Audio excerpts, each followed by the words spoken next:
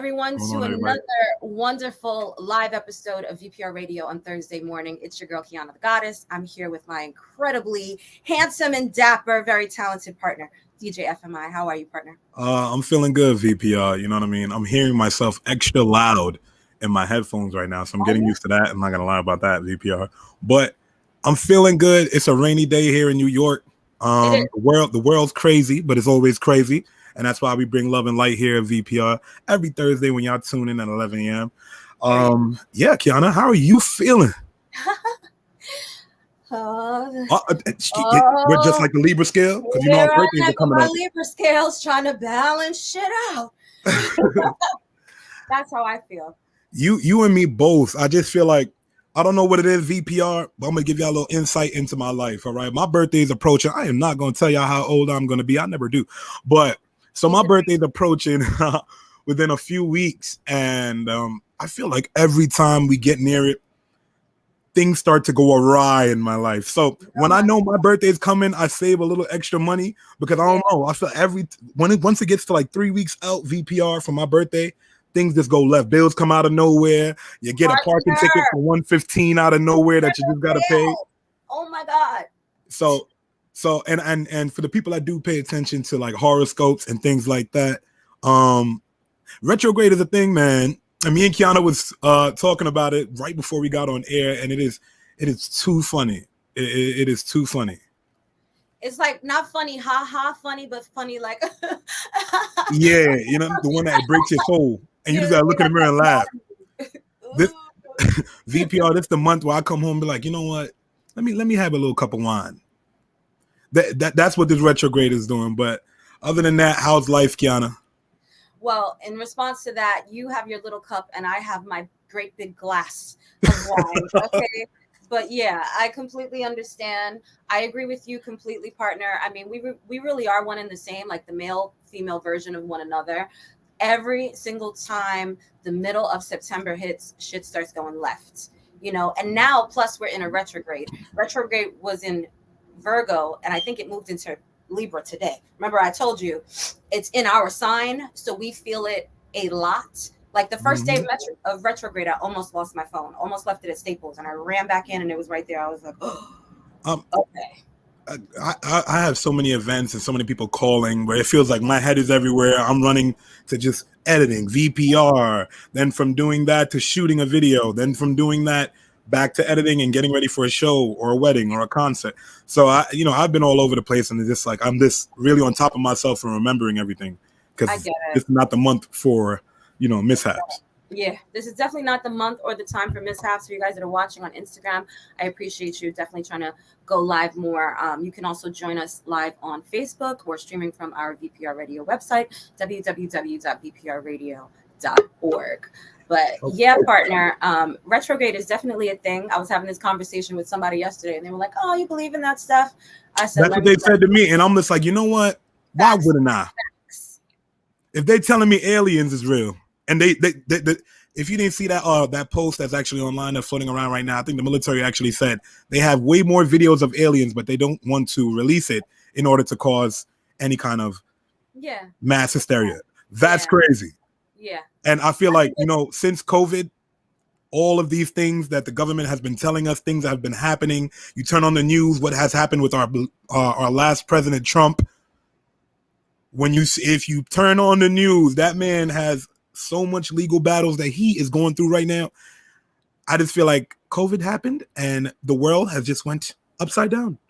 Everything is normal. It feels like you've been shaken upside down, like changes coming out your pockets type. You know what I mean? I feel like I done grown 10 years of my life. COVID hit. I feel like I feel like most people matured so much because we had to during these hard times. And it's not getting any easier. But all you could do is sit there and smile and try to, brighten somebody's life.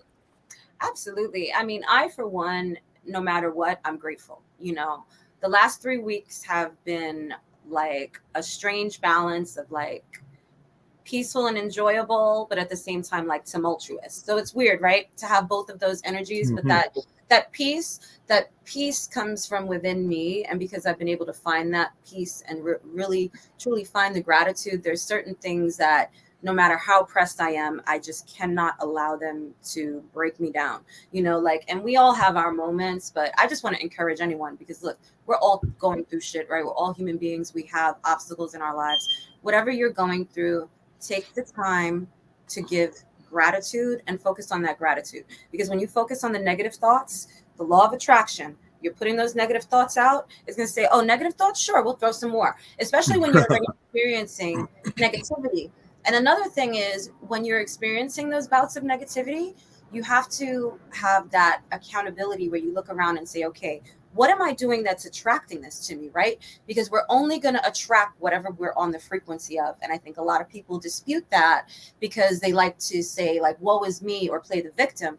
But you have to think about a victim mentality is going to attract that person that's going to oppress you so that you can be the victim. You understand what I'm saying? So it's moving from that, and it's growing. And like you said, with COVID, I, for one, have, ascended so much, mentally, emotionally, spiritually. And, I'm very protective of that energy, and I'm very grateful to be in that energy. So no matter what is thrown up against me, I'm going to be like, all right, take the hits and keep on chucking, because we're warriors out here. So stay strong. If I got to take the hit, Qiana, I'm throwing it back. That's how I'm living life nowadays. You know what I mean? That's back. And I'm ducking most of them. You know what I'm saying? Like, I'm trained martial arts for nothing. Well, Qiana, just getting back on the hip hop tip, if you listen to Future. Do I listen to Future? Or do I know about Future? All right. Do you listen / no? He featured in some songs in some of my music on my playlist. Yeah, sure. He's going to be featured in a lot more movies coming up. Future just sold his catalog for estimated 65 to 70 million. Nice. And it's becoming, what I'm starting to notice is becoming more of a trend. Justin Timberlake, Prince already did that. A lot of the older acts sell their catalog. NBA Youngboy has just sold his catalog. That's interesting. And what I'm starting to see is, when I spoke to some of my people that do work at the label, they're looking at it as they say roughly take 4 to 5 years to build a catalog. It has to go over a certain amount of songs. Sure. And with the rate that the new artists are actually putting out the music, Future, NBA Youngboys, they're dropping so many albums quickly that they could sell it off as a catalog quicker. Therefore, instead of, you can still get your advances from these record labels. That's not an issue. But when you sell off your pub, they're going to put it in movies. He'll get the 70 million now instead of waiting 15 years and selling it when he's not hot. That's right. And then nobody will come back to listen to his music, whereas if he sells it now, he could capitalize on having 70 million. They're going to sell his music to a bunch of movies and rights. So you're going to hear a lot more Future. And he's now going to put out more albums in order to get ready to sell another catalog for another 70 million to another company. So this is now like the flip that these artists are doing.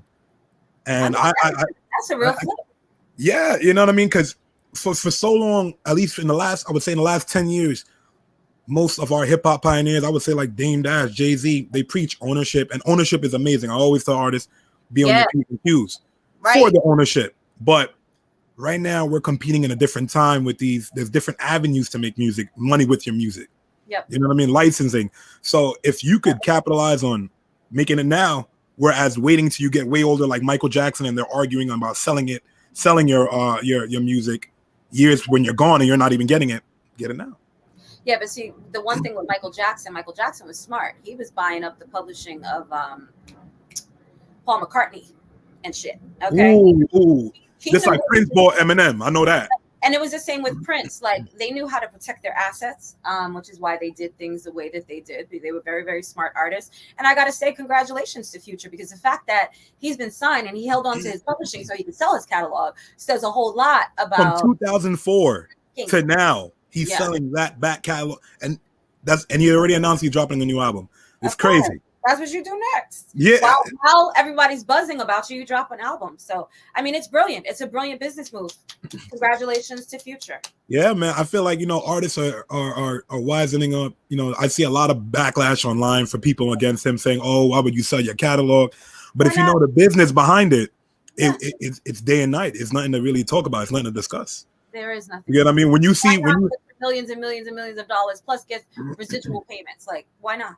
And watch how much times you're gonna hear "Mask Off" or "Codeine Crazy" when your favorite movie trailer comes up. Absolutely. Molly Perkins set with an explosion sound.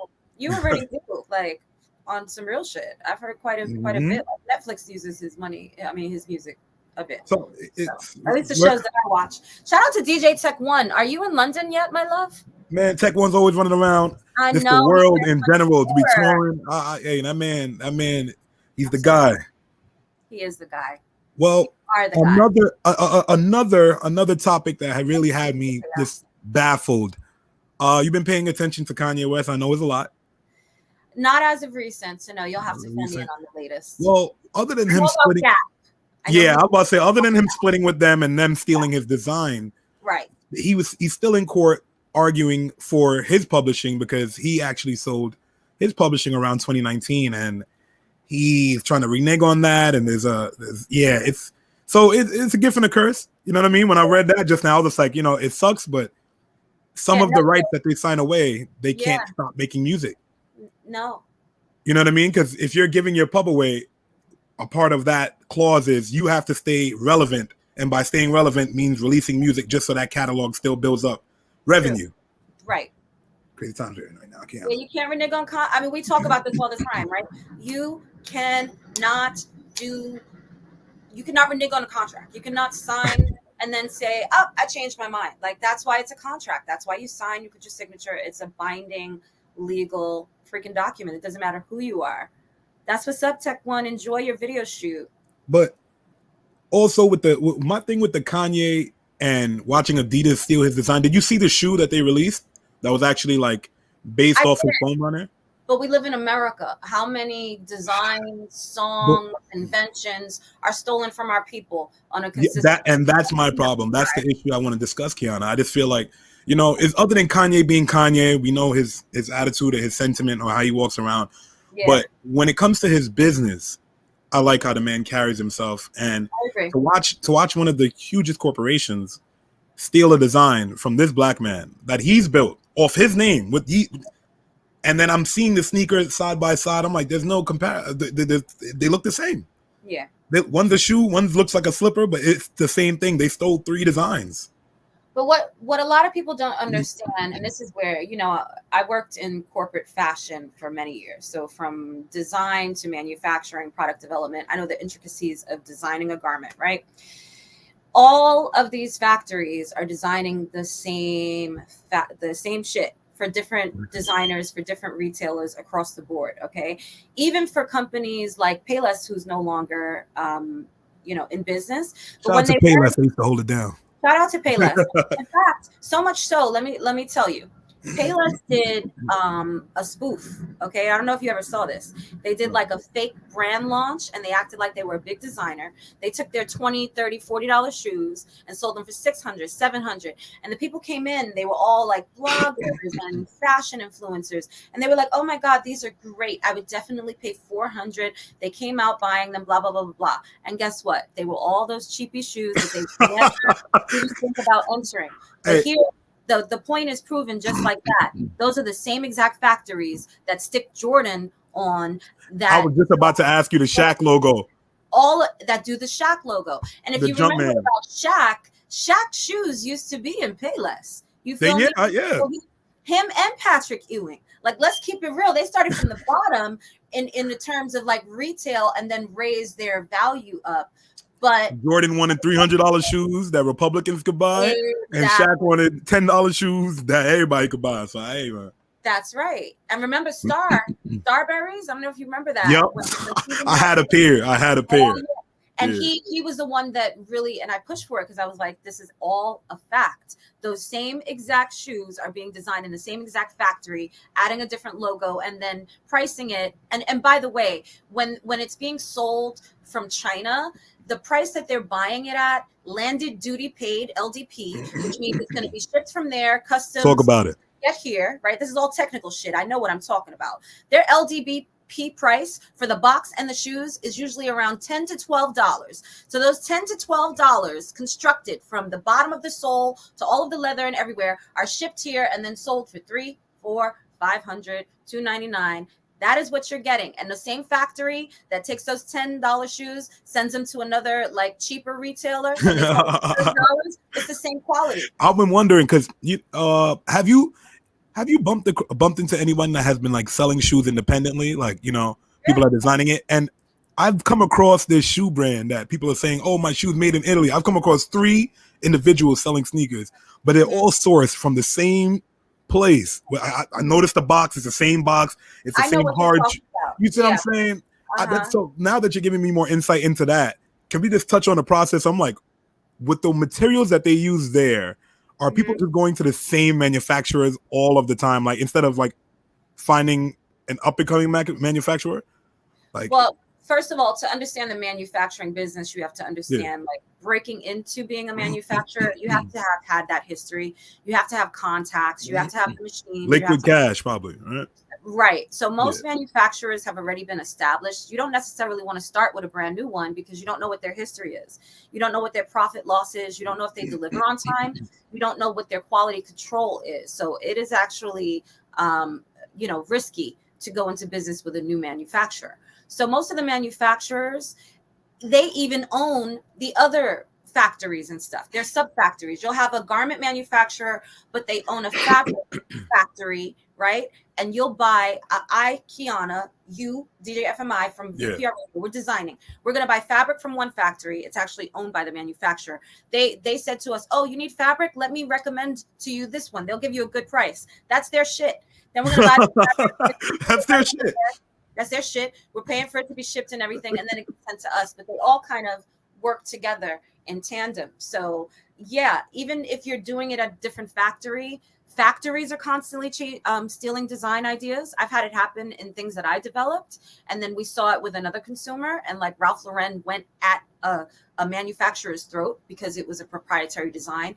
But see, that's where you have to have your shit in order. Get your shit trademarked, okay? Yeah, Velvet knows. She said, preach, so true. She knows. She's been working in the fashion industry just like me many, many, many years, and she has her own design line. She knows about shit getting stolen. She knows about manufacturers. She used to be a reseller check out Velvet high-end bags. You know what I mean? And she used to source them at that wholesale price because she knew how to get directly to the manufacturers. So it's all a game, but in just like with technology or anything else, if you're going to design something, it has to be proprietary. If you cannot trademark it or you can't patent it, be ready to make the next best thing because someone else is going to come in and they're going to knock it off. Hey, I've seen people taking designs off Shein, and these are like notable people like are on Love and Hip Hop, and they're selling it, and people are calling them out like, hey, you're charging me like $150 one on Shein is like $25. And the fashion industry is crazy. You don't see Fashion Nova clothes. Fast fashion is a thing. You know what I mean? I didn't know about fast fashion. That was even a word until I would say a month ago. I'm watching YouTube and they're like, oh, fast fashion, this, that, and that. And I'm just like, I kind of like that. You know what I mean? I'm not against it, but I understand what it does on the back end of things with having clothing. And so it's a whole process. This is a Shein dress right here. Okay. Facts. Period. Give me some points, Shein. I gave you a big up. Kiana, before we have our guest join us, I did upload a short to our VPR on YouTube, our page on YouTube, about the PNB Rock situation. Just a quick update. PNB Rock was taken from us 2 weeks ago and slain in LA on the east side at a Roscoe's Waffles house. But what has transpired since then, Kiana, a lot of the PNB members that were a part of his crew have actually went to LA. And they're looking for the person that did it. Oh boy! So and it's like when things like that happen, ain't nothing positive gonna happen to that. One, you too far from home to be coming out there. You know what I'm saying? And two, it's not gonna solve anything getting him. And the LAPD is now actually looking into his murder, saying actually his girlfriend, even though she posted the location, it wasn't her. He was targeted. And they're looking into his music. They're actually looking into Atlanta where he lived and in Philly, just to find out what happened and who murdered him. So it's getting deep and intense with the PNB Rock situation, and it's sad, man. With the state of hip hop, you know? Yeah, I definitely want to talk about that today because it's like hip hop is like a dangerous career now. You know what I'm saying? It's a contact sport at this point. Yeah. Let's be honest, Kiana. And the elephant in the room is in hip hop, the artists say a lot, and when they stand on their words, it's celebrated, whether it be robbing, whether it be shooting, whether it be killing.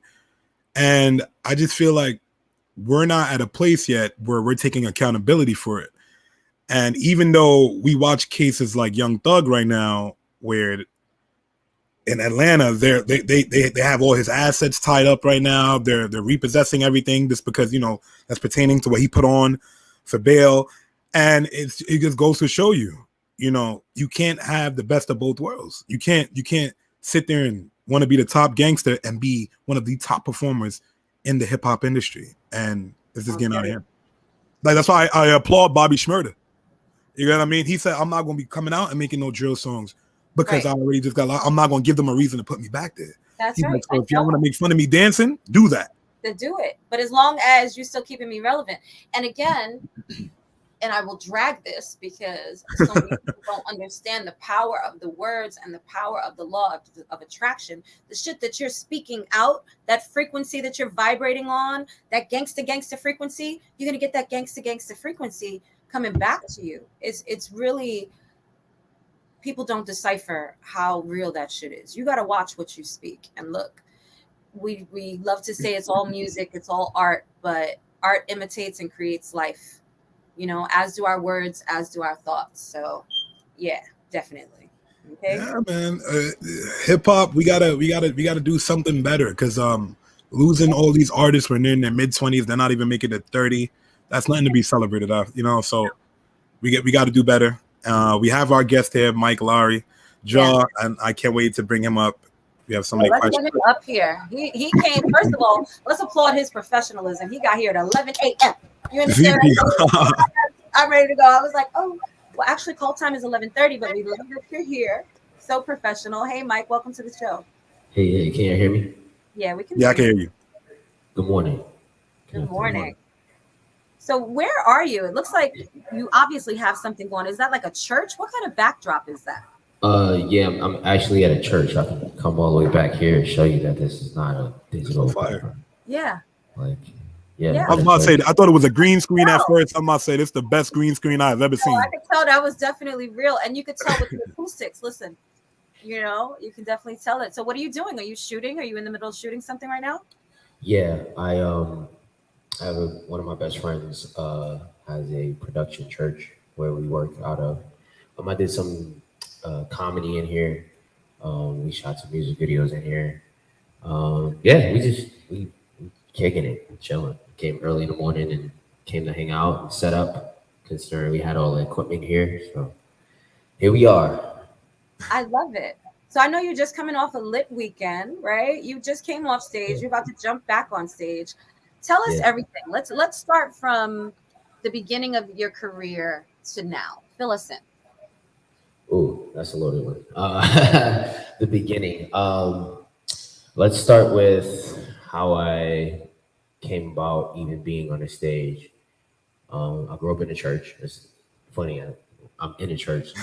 I grew up in the church, singing in choirs as a kid. My mom used to always put me in any sort of talent show, if you will, as a kid growing up. You know, in schools they had the talent show, they had chorus. I was in all of that, which I guess you can say got me familiar and comfortable with a stage. As I got older, I'm gonna say this is like when I'm saying as I got older, I would say 10 years old, I started developing the rap skills, if you will, and loved every moment of it because it was very therapeutic. As I developed that, I learned can I pause for a second? He said he developed his rap skills at 10, y'all. 10. At VPR. Y'all don't know. He said his rap skills. I listened to this man rap in a room full of people. And actually, I think you were on a stage that I actually DJ'd at when I was looking at the video. But we're going to tap into that a little bit later. But continue going, man. Okay, so I'm going to do it in years. Let's go 10. 10, my first instrumental I ever had, I think, was No Diggity. My mom had a 100 disc changer. And I used to always, just listening to tracks. My mom always had singles of records and CDs and things of that nature. She had No Diggity. She also had, what was it? I think it was P. Diddy and Mace joint. I forget which one it was. So I'm sitting there just writing rhymes, you know what I mean? Didn't even dawn on me that I'm writing a song or I'm writing a freestyle or whatever the case. I'm just writing, I'm just having a good time. Not conscious of what exactly I was doing until I actually ran into people that was doing the same thing, which I found out my childhood friends was rapping, they was freestyling. And I was just like, damn, they doing the same thing I'm doing. We speak the same language. And that encouraged me to step out of my comfort zone of not even telling people that I rap, to telling people like, yo, we rapping, let's go. It's Friday, let's do it. It's Thursday, let's rap. Oh, what time is it? I just ate, let's rap. Like continuously doing that. I would say from the age of 10 to the age of 14, I was just freestyling off the top. Within the 10 to 14, one of my best friends from Bronxdale Projects, he lived across the street from me. We were sitting on the stoop in front of the building, and he was like, "Yo, you should make beats." And I'm just like, "What you mean?" And he's like, "Yo, you dope. You rap and you can beatbox." I didn't mention that part, but I used to beatbox too. That was because I didn't know the concept of making an instrumental. So beatboxing would be the first thing you would gravitate to convey a thought of song, right? So I was like, you know, I don't even know what that concept is, what you're saying to me, but I'm gonna keep beatboxing, you're gonna rap, and then you're gonna beatbox, I'm gonna rap, and we're gonna do this. Fast forward a little bit, let's say 14. 14, I'm already making beats off a Yamaha keyboard that my mom and dad bought me. It had like I five remember the banks on it. Yamaha, the keyboards, bro. The Yo. throwback Jones. You got to plug it with the adapter. No quantize. I had to be on the one. I had to end it properly in order for it to loop. So I guess that was my key lesson on how to be on time with rhythm. At the age of, you know, let's say 12, going into 13. Once I turned 14, I had a computer that actually had FL Studios on it, which was Fruity Loops at the time, and didn't know how to sample yet. Sampling wasn't even a thought. It was just synth. I had nothing but synth sounds and stock drums, and I had to figure out how to make beats on that. So I already had the experience on creating beats on this Yamaha, so I had some sort of experience. So learned how to do that. And then I joined this group, right? I had two groups. There was one called Mo Fire, which was all the kids from my school, which was like 4 of us at the time. I went to the High School of Art and Design. And these kids was nice. I think like 2 from Harlem, 2 of us from the Bronx. And we just rapped together in school. And then I joined another group called Street Connections, which was my boy Alus from the Bronx, Elusive. He goes by Con Genius on Instagram. Heat from the Bronx. I Need Money, which he now is Fettuccine 20. He's a battle rapper. And various other few people from the Bronx, Castle Hill area. We just all rap together all the time. There's a lot of information. You said from the beginning, there's a lot of missing parts. Now we here for it, man. We here for it. No, definitely. And I think what I love about attacking it from the beginning is that not just can, you know, we see your evolution as an artist, but it becomes something that you actually get to see and appreciate too when you step back to it. You know what I'm saying? Right. Yeah, exactly. I appreciate you asking that question. But there's some key parts I have to kind of backtrack on. One of the biggest key parts that molded me into the artist that I am today from the beginning would be a few parts. The Street Connection group that I was in, going to school with Corey Guns. We went to the same middle school or intermediate school, right? We went to IS 98 in the Bronx. And that was my other sword. If I was one sword, he was the other sword, and we would definitely be sharpened up. And he was always an excellent MC since I remember. And definitely he was one of the key factors of me being the David to Goliath when I went to high school. So I was very well seasoned as an artist jumping into high school. when I'm a ninth grader, I'm battling 12th graders and 11th graders because the ninth graders that I went to school with in my class wasn't at that level me and Corey actually sharpened up to be. I mean, it's hard to be at that level when you haven't been, perfecting your craft at 10. You feel me? So Yeah. Yeah, yeah. For you to be that focused at that age, that's more to marvel at. You know what I mean? I think the focus really came to the point that we didn't have the internet. We didn't have distractions. You woke up, you went to school. Excuse me. You woke up, you went to school. Every single English teacher I ever had understood that I like to write. So we always had free write time in the morning before we had our English class. So we go into class, sit down, have a composition, you just free write. So what was I doing? I was writing freestyles all day. Like just, I gotta get this done. So when I get home, I'm gonna practice. Then I'm gonna go to the park and then we're going to cipher. I need this verse to be done. I gotta understand this verse. So when I go, So another key factor, drag on is from my hood. He used to always be in my hood. So my main thing as a kid growing up was like, I gotta have drag listen to me. He's gotta hear my verse. He's gotta know I'm nice. So I'm always just like every day just writing, being like, all right, what's the verse I'm gonna say? Yo, what's the verse? What's the verse? And then when I used to see his car pull up in the first section in Bronxdale, I used to be like, oh, he's in the hood. All right, I'm gonna go to the building and be like, yo, drag, I got a verse. Like, hear me rap. But heard me rap because he was chilling. He's like, nah, bro, later. I'm chilling. So as a kid, he never really heard me. But that was another factor. This story is very heavily filled with a lot of characters and people. That's very interesting. All right, so let's keep it in high school real quick. After I left middle school with Corey, I ended up going to high school with ASAP Ferg, but he wasn't ASAP Ferg at the time. Yo, you was getting around, bro. I'm just saying, bro. You're having encounters. Yo, this is the universe working, bro. Like the universe is just like putting all of these people and aligning all these people in my life. So whatever the trajectory is gonna be. I have all the tools needed to the final boss, whatever that is. You know what I'm saying? So the coolest thing about Ferg was he was never afraid to rap. You know what I'm saying? Like, and I always gravitated to that. I always gravitated to people.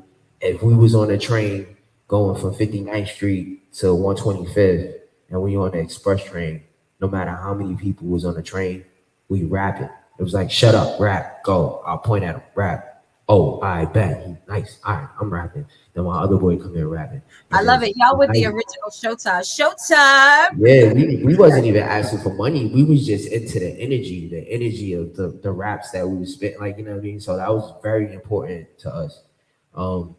So after that, another person that I went to school with, he went by Hydro, but I think he's Dromanati now.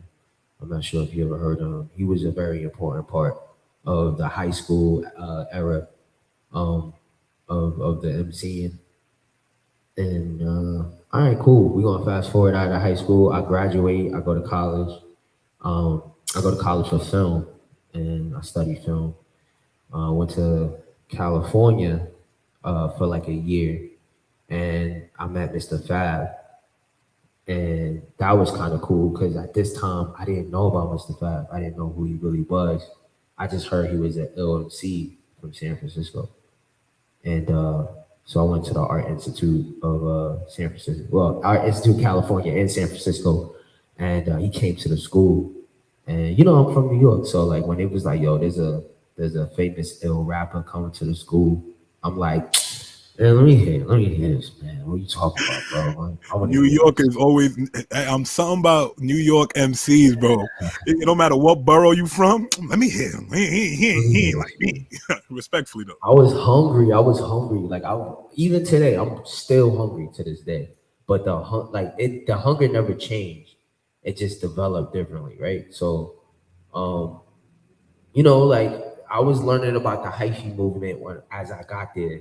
Like I said, the internet was there, but it wasn't what it is today. It wasn't as connected where you can just go on a TikTok and just find something, It was like you really had to dig. Magazines were still popping. You know, you still had blogs. You still had all of these other things that could connect you, but you really wouldn't know unless you was there. So Mr. Fab came to the school, and knowing my hunger, I was like, "Yo, Fab, we need to get a cipher. Yo, we gotta get this cipher. Yo, let's do this cipher." And he's like, "All right, let's do it." And we got in the cipher, and I got to see the level up as I was, doing my thing. I guess he recognized the energy, and he was like, "Oh, all right, all right." And he started turning it up, and then I started turning it up, and then we had a great great cipher, and I totally got a chance to see who he really was and respected it 1,000,000,000%. Like to the point I was like, "Yo, this is a real MC. This is a real human." Like, you know what I'm saying? In a way where Fire. uh, the internet would not be able to explain how intricate Mr. Fab is as an MC and as a human. That's right. Um, There's nothing so, like that in-person like exchange of energy, right? The right, internet cannot. That's the one thing. The internet can do a lot of things, but it cannot replace that social aspect of an actual exchange of energy. That shit is just that moment, you know? exactly. Um, so Mr. Fab was the one who told me about Twitter. He was like, "You need to get on Twitter." I was like, "What's Twitter? What is that?" He's the one who put me on the Twitter, and he actually followed me, which was awesome. Um, So I went from man, I almost forgot this part. This is probably the most important part, one of the most important parts of the story, right? So as you know, I already talked about growing up with Corey, knowing Ferg from high school. So I'm in San Francisco and I'm going to the school and I'm living in the dorms. Now, me living in the dorms is chaos because I'm breaking all the rules. They say no party, we having a party. They say don't do this, we doing that. We doing it. And my roommate was left brain from our future. How crazy is that, right? We in class, he's in audio and I'm in video. But I used to like do my video work and then just go directly to the audio classes because I didn't care. I do whatever I want to do. And most of the teachers knew that I was mostly multifaceted. They knew I did, music. They knew I engineered. They knew I did all that before I got there. So me hanging out in the class, just getting extra more to my engineering just wasn't. It was whatever. They was like whatever, man. Just pull up. So we in class, and Byron's drawing this stuff on this paper, and I'm like, yo, what is that? What is that? He's like, oh, this is my group called Our Future. And my boy Tyler, he designs. And Crazy. he's drawing Crazy like, VPR. Crazy. he's drawing like Wolfgang stuff, like the cross that Tyler used to do a lot, the cats, all that was there. And I'm looking at it and I'm like, all right, that's kind of dope. Like I like that. Um, so we didn't really have too much conversation about the odd future thing per se, but like we had opportunities to chill. Like I said, he was my roommate for like a semester. So second semester, I moved out of the dorm to another dorm because I was wild. Um, and at this time, I had to move back to the city. I came back to Brooklyn, and soon as I came back to the city, I would say maybe like 3 months later, one of my friends that I grew up with goes, "Yo, you ever seen this guy before? I don't know his name, but I think they call him Tyler. He reminds me of you." And they show me the was that the Gompers video when he's like eating a cockroach or whatever, the fake cockroach. And I'm like, I don't know who this is, but I like this. This is dope. I like this, right? And I was like, I can see why you compare me or whatever the case. And then I see the whole Our Future, and I'm like, yo, is that Byron? Which is left brain. And I'm just like, yo, what kind of world do I live? What kind of life am I living where I'm attracting Yeah. these people that are like sprouting and blossoming to be the people that we see That's today. your frequency, right? Right, Like the more you right. put that work in, the more determined you are. And we were just talking about that before you came on. That frequency, whatever frequency you're on, is the frequency that you're gonna attract. And you Yep. just, how did you feel? I mean, I know that it's difficult because a lot of times, especially as successful things and people just start coming to your life like bow, bow, bow, bow, bow, bow, bow, you can start to feel self-conscious or even, have that imposter syndrome. How did you keep yourself balanced as you continue the ascension of your career? I think it's more about um, understanding what the limelight is and understanding what the background is. I understand like people sprout at the times they need to, and it's not. I'm not in a race. I'm not in a position of ego. I'm just here to meet people and accomplish a mission. Whether if that's me being in a Drake position or just me, just being in a position where it's humble, it don't matter. None of that matters to me. What matters to me is I fulfill my destiny as an artist to make the best music I can and to give it to the people who can hear me. If there's only 20,000 people that ever hear from me, I've changed 20,000 lives. That's more than some people can ever say they've ever changed in anyone's life. I'm not looking to have billions of followers who are blind and are zombies. I'm looking for people who are like-minded like myself that are looking for great quality life and great quality experiences because that's what I offer. So everybody else that misses it, you miss it. That's it. You know what I'm saying? So, That's what keeps me in a straight narrow path. Mike, so if a listener from VPR right now goes to Spotify or wherever you stream your music, what's the first feeling they will get when they listen to one of your records? I would have to ask you that. I'm not sure. Everyone's gonna feel something different. Because I'm not one to tell you how you're gonna feel. I'm assuming that you would be um, inspired. Hopefully, that's what I would like you to be inspired. Um, I definitely do music out of positivity.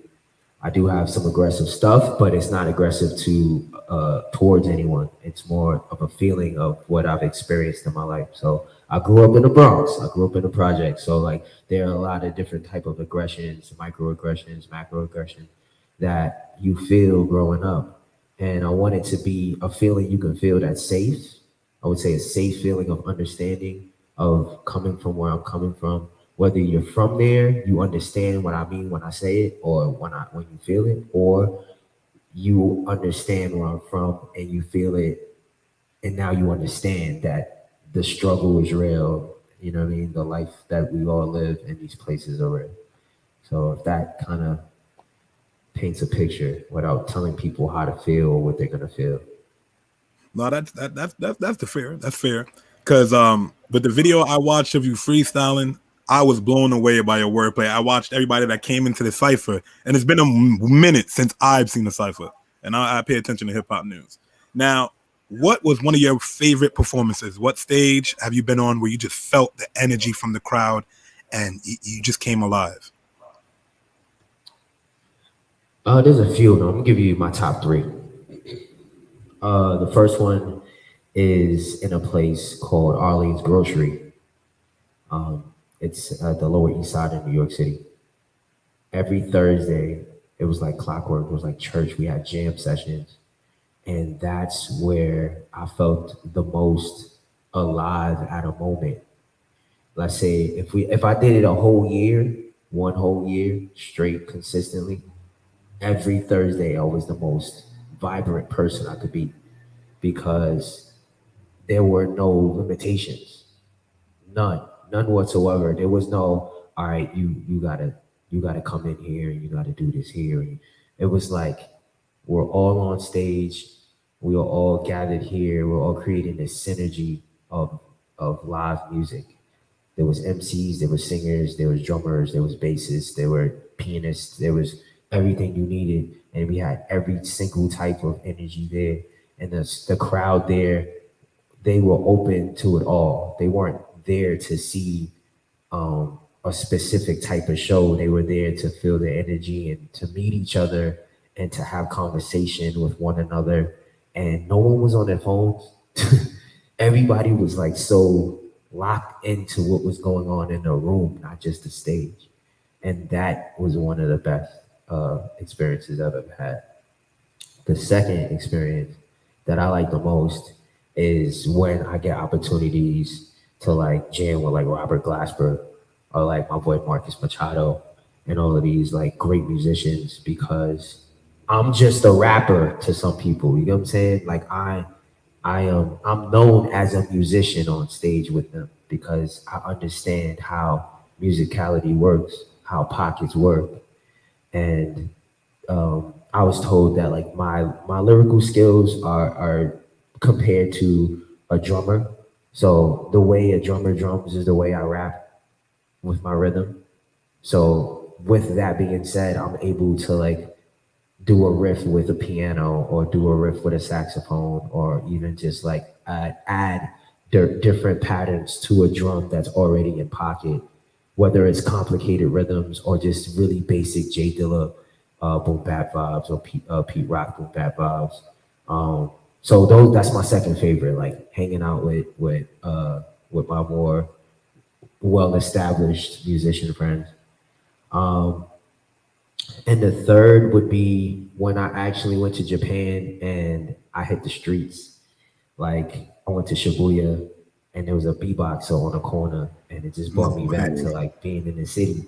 And I'm like looking at this beatboxer while he's beatboxing. I'm just like, yo, he don't speak a lick of English and I don't speak a lick of Japanese at the time. And I'm just like, yo, let me get the mic. I'm a rapper. And he just passed me the mic and then we just started going. He's like, it was the craziest moment that I realized where it was like language does not matter. It's which like it's the same exact, let's say, color we were like radiating. It was the same exact thing. Like I didn't have to say nothing. He didn't have to say nothing. And then when it was over, we just understood. Like, yeah, we just did that.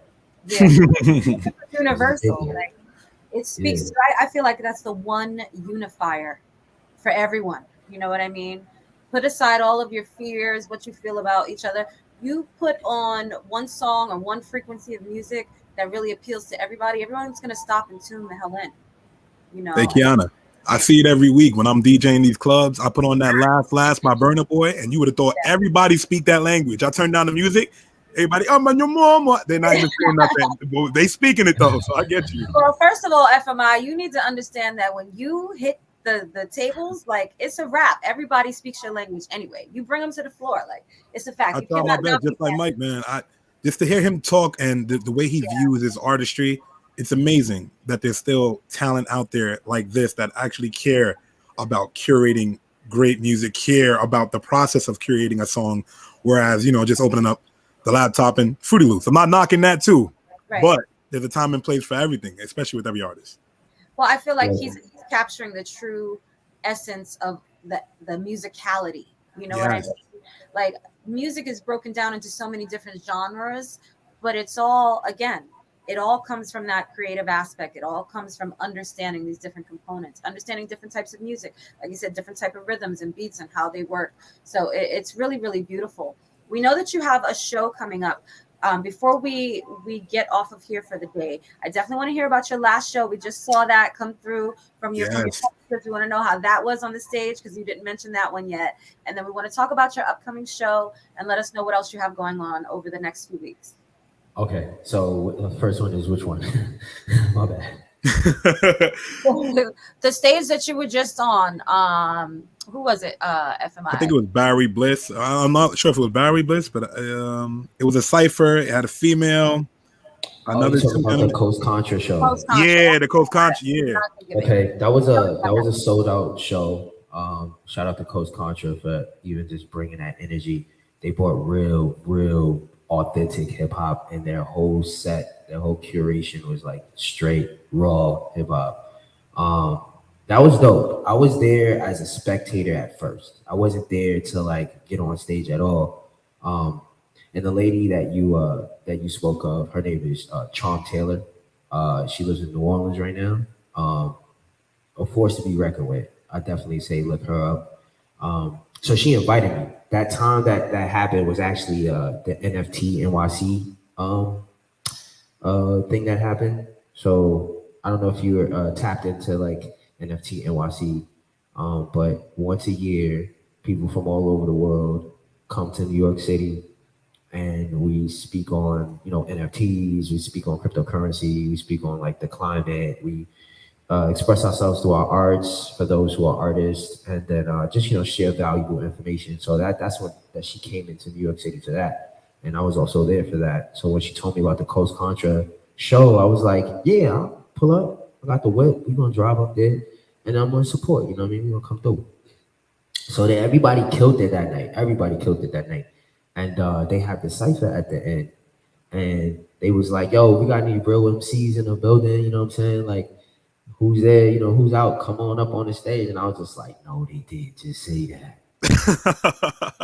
Like, I don't know, who they run into as they do these shows going, from tour to tour, but like and sometimes the real MCs don't necessarily come to the show that they throw, which was the best show that I've seen in a very long time. So unfortunate for them, but I was in the building. We was in the building. We looking at each other like, all right, it's go time.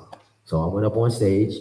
I have a documentary that I'm doing about my life. I usually throw it on YouTube every Tuesday, and one of the episodes is that one. But I went up there, and I'm just like, I gotta document this. So I gave this random person in the crowd just my camcorder, and I was like, yeah, just you gotta record this. I don't know who you are, but I'll buy you a beer after, whatever you want. Just record this. And everybody's ciphering, and then it's my turn. And yeah, I did my thing.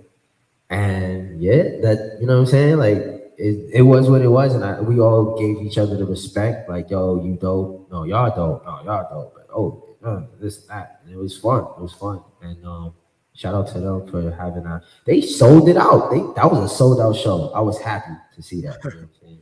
People of color just doing what they love to do positively, and people are there to support that.